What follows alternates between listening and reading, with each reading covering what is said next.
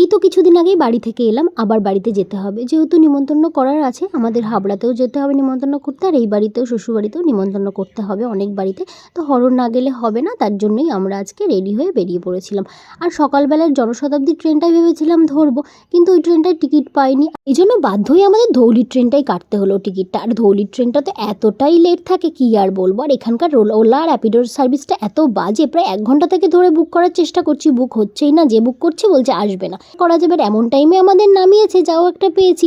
ট্রেনটা দেখি সেই টাইমে 11টা 40। যাই হোক, দৌড়ে দৌড়ে কোনো রকমের ট্রেনটা ধরেছি। ধরার পরে ওঠার পরে দেখছি যে 10 মিনিট দাঁড়িয়ে আছে। তারপর ট্রেনের মধ্যে তো আজকে প্রচণ্ড ভিড় ছিল, জানি না সামনে হয়তো পয়লা বৈশাখ আর ঈদ আছে, ওই জন্য হয়তো এতটা ভিড়। আর খড়গপুরে যখন নেমেছি তখন ওই ট্রেনটা, পরের ট্রেনটা ধরার কথা ছিল পুরুলিয়াটা, কিন্তু আগের ট্রেনটাই দেখি আমরা পেয়ে গেছি। এটাও আমরা দৌড়ে দৌড়ে আজকে ধরেছি। আজকে দৌড়ে দৌড়েই টাইমগুলো আমাদের কেটে গেছে। আজকে যেহেতু আগের ট্রেনটা পেয়ে গেছি, তাই অনেক তাড়াতাড়ি কিন্তু আজকে আমরা বাড়িতে পৌঁছে